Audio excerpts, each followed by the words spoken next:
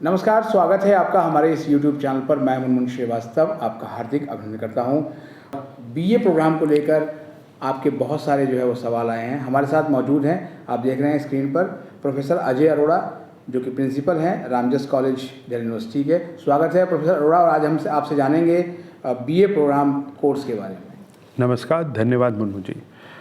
Delhi university ने 2022 से NEP के अंदर अपना सारे जो कोर्स चलते थे उनको एनईपी यूजीसीएफ 2022 के तहत बदलाव कर दिया है। उसमें जो सबसे बड़ा बदलाव हुआ वो हुआ हमारा बीए प्रोग्राम में। बीए प्रोग्राम को हम 2 कोर प्रोग्राम कहते हैं, अर्थात उसमें 2 सब्जेक्ट होते हैं और ये 2 सब्जेक्ट या 2 डिसिप्लिन कोई भी हो सकते हैं। एग्जाम्पल के तौर पे history, political science, computer science, Sanskrit, और आप कोई फॉरेन लैंग्वेज भी पढ़ सकते हैं। दिल्ली के विश्वविद्यालय में एक कॉलेज में लैंग्वेज भी पढ़ाई जाती है, स्पेनिश भी हो सकती है, और उसके साथ में कॉमर्स भी हो सकता है। तो इसको हम 2 कोर कहते हैं। अब मैंने कहा कि जैसे एनईपी यूजीसीएफ 2022 में जो सबसे बड़ा बदलाव हमारे किसी प्रोग्राम में आया या किसी कोर्स में आया वो बीए प्रोग्राम में आया। इसमें क्या फ़र्क हुआ? इस फ़र्क को बताने से पहले मैं आपको एनईपी का एक बहुत इम्पॉर्टेंट फैक्टर बता दूं। जो सामान्य हमारे दिल्ली विश्वविद्यालय के जितने भी प्रोग्राम चलते हैं, सिंगल कोर जिसे हम ऑनर्स कहते हैं, 2 कोर जैसे बीए प्रोग्राम है, और 3 कोर जिसको हम बीएससी प्रोग्राम कहते हैं, और कि आप अगर चाहें तो एक डिसिप्लिन में मेजर कर सकते हैं, एक डिसिप्लिन में माइनर कर सकते हैं। ये माइनर कैसे मिलेगा, मेजर कैसे मिलेगा? हमारे जो कोर्सेज हैं दिल्ली विश्वविद्यालय में जो आप आने वाले वक्त में पढ़ेंगे वो या तो 4 क्रेडिट के कोर्स होंगे या 2 क्रेडिट के कोर्स होंगे। इन 4 क्रेडिट के कोर्सेज की अगर हम बात करें तो ये प्राय 4 तरह के कोर्स होते हैं। इसको हम कहते हैं DSC, discipline specific core, discipline specific elective, और जीई। इसमें मैंने चौथा अपनी तरफ से एक और जोड़ा कि वो GEL होता है, उसको कहते हैं जनरल इलेक्टिव लैंग्वेजेस। जी की तरह ही होता है, लेकिन ये स्पेसिफिकली बीए प्रोग्राम और बीकॉम के लिए होता है। हमारा स्ट्रक्चर क्या कहता है? हमारा स्ट्रक्चर है, चाहे वो सिंगल कोर हो, चाहे 2 कोर हो, चाहे 3 कोर हो, आपको हर सेमेस्टर में प्राय 22 क्रेडिट पढ़ने होंगे, और उस 22 क्रेडिट में आपके 3 पेपर डीएससी या डीएससी के तहत होंगे, 1 पेपर जीई के तहत होगा, और उसके अलावा 3 पेपर 2 क्रेडिट के जो कि एबिलिटी एनहांसमेंट कोर्स AEC, या एक कोर्स स्किल बेस SCC कहते हैं 2 क्रेडिट का, और एक 2 क्रेडिट का वैल्यू एडिड कोर्स होगा। अगर हम इन सब का टोटल करें तो ये प्राय 22 क्रेडिट होता है। एक और बहुत अच्छी व्यवस्था है हमारे दिल्ली विश्वविद्यालय के एनईपी 2022 के तहत कि अगर बच्चा चाहे तो वो एक्स्ट्रा क्रेडिट भी अर्न कर सकता है। 22 क्रेडिट की जगह पे वो 26 क्रेडिट भी पढ़ सकता है। अगर किसी विद्यार्थी को कोई प्रॉब्लम है तो कम भी पढ़ सकता है, 18 क्रेडिट भी पढ़ सकता है। तो सामान्य 22 क्रेडिट होते हैं, लेकिन किसी विशेष परिस्थिति में अगर बच्चा चाहे तो 18 क्रेडिट भी पढ़ सकता है और 26 क्रेडिट भी पढ़ सकता है। और लेकिन अगर उसको अपना पार्ट 1 यानी जिसे फर्स्ट ईयर कहते हैं, जो कि सामान्य फर्स्ट और सेकंड सेमेस्टर को मिला के माना जाएगा, उसके लिए पूरे 44 क्रेडिट 22 क्रेडिट ईच सेमेस्टर में पास करने होंगे, तभी वो एलिजिबल होगा फर्स्ट ईयर के दोनों सेमेस्टर को मिला के उस सर्टिफिकेशन के लिए। ये प्रमोशन क्राइटेरिया नहीं है। प्रमोशन क्राइटेरिया आने वाले कुछ दिनों में दिल्ली विश्वविद्यालय इसको डिक्लेयर करेगी, उसमें शायद कुछ बदलाव होने की संभावना है। अब हम वापस आते हैं जो आपने क्वेश्चन पूछा बीए प्रोग्राम। जब पहले बीए प्रोग्राम था तो चाहे वो हमारा बीए पास था या उसके बाद बीए प्रोग्राम बना या उसके बाद उसका सेमेस्टर में बदलाव हुआ, उसमें प्राय 2 बच्चे 2 डिसिप्लिन पढ़ते थे और 2 लैंग्वेज पढ़ते थे। ऐसा ही सा स्ट्रक्चर अभी भी है, लेकिन ये जो 2 डिसिप्लिन आप पढ़ते हैं उनको हम कहते हैं डिसिप्लिन ए, डिसिप्लिन बी।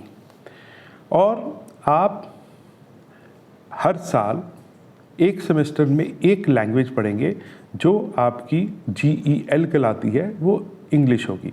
अगर आपने फर्स्ट सेमेस्टर में GEL लैंग्वेज इंग्लिश पढ़ी है तो दूसरे सेमेस्टर में आप GE लैंग्वेज जो होगी वो कोई भारतीय लैंग्वेज होगी। हिंदी हो सकती है, संस्कृत हो सकती है, पंजाबी हो सकती है, बंगला हो सकती है। इस तरह की बहुत सारी लैंग्वेजेस जिस कॉलेज में आप एडमिशन लेंगे वहाँ पे जो लैंग्वेजेस अवेलेबल हैं और जिस लेवल का आप लेंगे उसमें लेवल भी अवेलेबल है। अर्थात अगर आपने इंग्लिश कोर पढ़ी है, इलेक्टिव पढ़ी है, 10वीं तक पढ़ी है हिंदी, आपने 8वीं तक हिंदी पढ़ी है या आपने 12वीं तक हिंदी पढ़ी है, उसके हिसाब से आप अपनी लैंग्वेज के लेवल को चूज़ करेंगे। ये आपके फर्स्ट और सेकंड सेमेस्टर में कंपलसरी है कि आप ये लैंग्वेज पढ़ेंगे। एक सेमेस्टर में इंग्लिश तो दूसरे सेमेस्टर में भारतीय मूल की कोई भाषा। ये उल्टा भी हो सकता है। अब हम आते हैं, एक आप सेक का पेपर पढ़ेंगे और वो भी हर कॉलेज में बहुत सारी ऑप्शंस अवेलेबल हैं। अपनी रुचि और अपने पोटेंशियल को देखते हुए आप उसका प्रॉपर ढंग से चयन कीजिए। एक एबिलिटी एनहांसमेंट कोर्स होगा जो कि एक सेमेस्टर में वो भी एक भारतीय मूल की भाषा होगी और दूसरे सेमेस्टर में एनवायरनमेंट का पेपर होगा। ये उल्टा भी हो सकता है। भारतीय मूल की जो भाषाएं हैं, अगर आपके कॉलेज में मान लीजिए आप दक्षिण भारत से आते हैं और आपने तमिल या तेलुगु पढ़ी है और आप किसी ऐसे कॉलेज में एडमिशन लेते हैं जिसमें एबिलिटी एनहांसमेंट कोर्स में भारतीय भाषा में वो भाषा नहीं है जो आपने पढ़ी है, तो भी आप अपने कॉलेज से कांटेक्ट कर सकते हैं। उसका वो पढ़ाने का समुचित अरेंजमेंट आपके लिए कर देंगे। और तीसरा पेपर 2 क्रेडिट का वैल्यू एडिड कोर्स होता है और बहुत सारी ऑप्शंस इसमें अवेलेबल हैं। कुछ ऑप्शंस ऐसी हैं कि अगर आप फर्स्ट सेमेस्टर में लेंगे तो तभी आप सेकंड सेमेस्टर में उसको कंटिन्यू कर पाएंगे। NCC एक ऐसा एग्जाम्पल है। अगर आप वैल्यू एडिड कोर्स में NCC लेना चाहते हैं तो आपको उस कॉलेज में या उसके बाहर भी आपको कैडेट पहले बनना पड़ेगा। ये कंपलसरी है। इसके बारे में भी आप इस तरह की इन्फॉर्मेशन अपने कॉलेज से प्राप्त जरूर करें। अब हम वापस आते हैं कि हमने बात कर ली अपने GEL की, हमने SEC WAC AEC की बात कर ली। अब हमारे ये क्रेडिट बने 4 और 2 क्रेडिट के 3 पेपर यानी कि 10। 22 क्रेडिट सामान्य रूप पे होता है, तो 3 पेपर हमारे रह गए, वो बचे हमारे 4 क्रेडिट के 3 पेपर। जैसे ही मैंने कहा कि आप जब भी एडमिशन लेंगे, जैसे ही एडमिशन आप जिस BA प्रोग्राम में लेंगे, आपके A और B का कम्बिनेशन फिक्स हो जाएगा। आज के दिन में आपको एडमिशन के साथ में ही आपका ये डिसिप्लिन फिक्स हो जाता है। तो जब आप एडमिशन ले रहे हैं तो आप ये सोच लीजिए कि आप किस तरह का कम्बिनेशन A और B में लेना चाहते हैं। अगर आपने गणित नहीं पढ़ा हुआ तो कृपया करके ये श्योर करिएगा कि आप मैथमेटिक्स वाला ऑप्शन मत लीजिए। तो ये थोड़ा सा इस चीज़ के बारे में भी ध्यान रखिए। जो आपका सब्जेक्ट जिसको आप पढ़ना चाहते हैं, आपकी रुचि है, लेकिन अगर क्या उसमें कोई पेपर में कोई कंपल्शन है, उसका भी ध्यान जरूर रखिएगा जब आप पेपर A और B का कम्बिनेशन चूज़ करेंगे। तो इसको ऐसे मान सकते हैं कि मेरे को अब 3 पेपर 4 क्रेडिट के लेने हैं, जिसको हम फर्स्ट सेमेस्टर में तीनों ही मेरे एक तरह के कोर हैं। अब डिसिप्लिन 2 हैं और पेपर 3 लेने हैं, तो अर्थात A या B में से किसी एक सब्जेक्ट के 2 पेपर होंगे, तीसरे का 1 होगा। इसका मतलब ये हुआ कि अगर मैंने हिस्ट्री और पॉल साइंस लिया है तो A1 मेरा हिस्ट्री हुआ, B1 मेरा पॉलिटिकल साइंस हुआ। अब A/B2 मेरा हिस्ट्री भी हो सकता है, मेरा पॉलिटिकल साइंस भी हो सकता है। तो आप A2 यानी कि जो तीसरा पेपर है उस दोनों में से कौन सा लेंगे ये आप पे डिपेंड करेगा, और कॉलेज दोनों ही ऑप्शन आपको फ्लोट करेगा कि आप हिस्ट्री या पॉल साइंस ले लिए, और या जो भी कम्बिनेशन है। अगर आपका कम्बिनेशन मान लीजिए सोशोलॉजी और कॉमर्स है तो वो कम्बिनेशन भी आपको ए और बी में मिलेगा, और इस तरह से जो A2/B2 होगा उसमें दोनों ऑप्शन आपके पास अवेलेबल होंगे। ये आपकी अपनी चॉइस है कि आप उनमें से कौन सा पेपर A2 में लेना चाहते हैं। इसमें फ़र्क क्या हुआ? इसमें फ़र्क ये होता है कि जो पेपर आप थर्ड के में रिपीट कर रहे हैं, मतलब जो थर्ड पेपर ऑप्शन लिया आपने, वो जो उनमें से एक डिसिप्लिन है वो आगे तक अगर आप कंटिन्यू करते हैं तो आपके उस सब्जेक्ट में मेजर बन जाता है, और दूसरा पेपर जो होगा वो अभी तक नॉन मेजर रहेगा। अभी मैं उसमें वर्ड नॉन मेजर कर रहा हूँ क्योंकि अगर आप किसी भी सब्जेक्ट में, ये सिर्फ BA प्रोग्राम के नहीं लिए, ये जो परिभाषा है ये परिभाषा दिल्ली विश्वविद्यालय में किसी भी सब्जेक्ट के लिए एप्लीकेबल है कि अगर आप किसी सब्जेक्ट के किसी डिसिप्लिन के 7 पेपर, जो कि हर पेपर 4 क्रेडिट का है, अगर आप 28 क्रेडिट अपनी पूरी डिग्री में, पूरे कार्यकाल में अपने पढ़ने के लेते हैं तो आपको उस डिसिप्लिन का माइनर डिग्री के लिए आप एलिजिबल हो सकते हैं। इसी तरह से दूसरा कोई सब्जेक्ट जिसमें आपने 20 पेपर ऑफ 4 क्रेडिट ईच यानी कि 80 क्रेडिट टोटल अर्न कर लिए हो तो आपको मेजर मिल जाता है। इसी को ध्यान रखते हुए अगर मैंने हिस्ट्री फर्स्ट ईयर में और पॉलिटिकल साइंस ली और दूसरा पेपर हिस्ट्री लिया तो first year, second year, third year मिला के मेरे पेपर 12 हो जाते हैं और 48 हो जाते हैं, और उसमें आगे आप जाके देखेंगे कि आप DSE को लेते हुए उसको 80 तक ले जा सकते हैं। ये आपके ऊपर डिपेंड करता है कि अगर आप हिस्ट्री के 20 पेपर बना लेंगे जिसमें से 12 पेपर सीधे सीधे आपके फर्स्ट टू 6 सेमेस्टर हो जाएंगे, बाकी आप DSC मिला के 4th ईयर तक आप इनको 80 क्रेडिट बना सकते हैं। लेकिन मान लीजिए कि आपने आज सोचा कि मैं फर्स्ट ईयर में हिस्ट्री और पॉल साइंस के कम्बिनेशन में हिस्ट्री मेरे को इंटरेस्ट पड़ रहा है, तो फर्स्ट ईयर में मैंने, जिसको मैं A2/B2 कह रहा हूँ, उसको आपने हिस्ट्री ले लिया और आपने 2 सेमेस्टर पढ़ा, यानी कि पार्ट 1 फर्स्ट ईयर में आपने ये टोटल जो 6 पेपर, अगर मैं सब्जेक्ट की बात करूं, उसमें 4 पेपर हिस्ट्री के पढ़ लिए और 2 पॉलिटिकल साइंस के पढ़ लिए।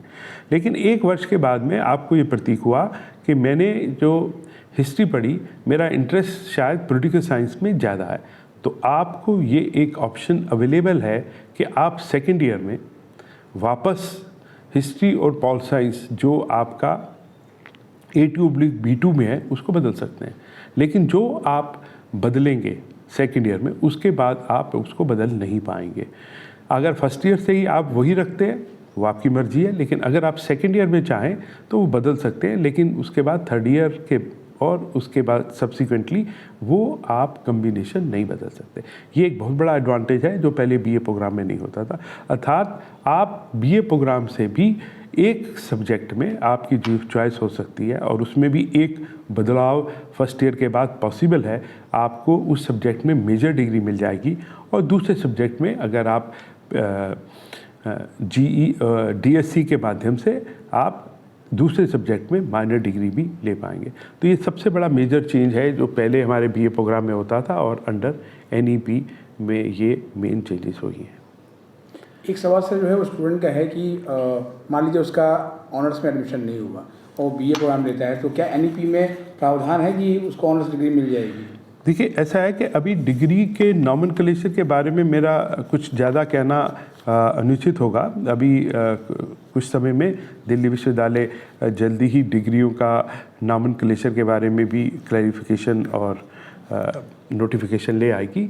लेकिन हाँ, जो उनके मन में है, जो इस BA प्रोग्राम में ये फैसिलिटी अवेलेबल है कि वो एक सब्जेक्ट में मेजर कर सकता है, तो आप समझ सकते हैं कि जैसे हम ऑनर्स में एक ही सब्जेक्ट पे कंसंट्रेट करते थे, उसमें भी इस तरह का प्रोविज़न NEP में है जो पहले नहीं था।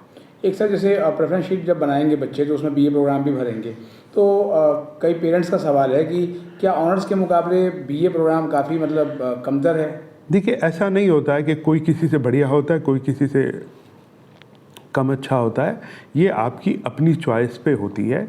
और कोई दूध वाली चाय पीता है, कोई उसमें अदरक डाल के पीता है। हर आदमी का अपना स्वाद और अपनी सोच और अपनी रुचि होती है। उस रुचि के हिसाब से पढ़ें। As a parents, as a teacher, मैं हमेशा इस बात को कहता हूँ कि जो बच्चा जिस चीज़ में उसको अच्छा लगता है वो पढ़े। मेरे क्लास में पढ़ने वाले मेरे मित्र ने इस फलां कॉलेज में ये कोर्स ले लिया तो मैं भी वो ले लूँ।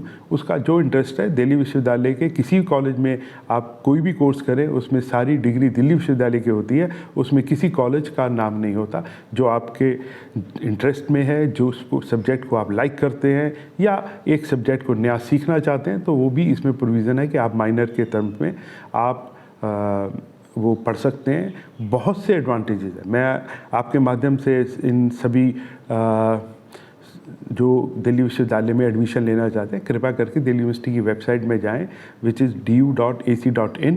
उसके ऊपर NEP के अंदर वो जाके ये सारी चीज़ें बड़े अच्छे तरीके से फ्लो चार्ट के रूप में बताई गई हैं। और भी डिटेल की बुकलेट ऑनलाइन अवेलेबल है कि NEP UGCF 2022 में क्या साइलेंट फीचर हैं और इसका क्या वो एडवांटेज ले सकते हैं। जो उनको अच्छा लगे वो उसको चुनें।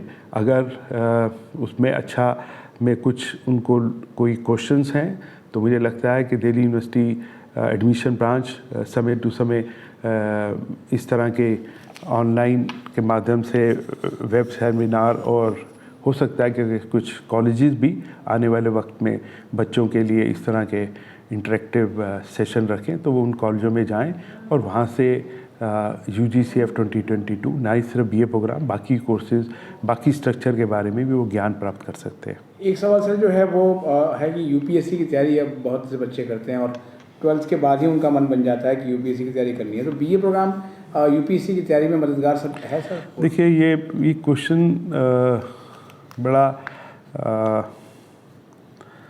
बेईमानी वाला क्वेश्चन होगा अगर मैं इसका जवाब दूँ कि अगर कोई BA प्रोग्राम करे और उससे UPSC या कोई एक पर्टिकुलर कोर्स या एग्ज़ाम पास हो जाए, ऐसा कोई कोरिलेशन होता नहीं है। बच्चे के अपने इंटरेस्ट, बच्चे के अपने पोटेंशियल से होता है।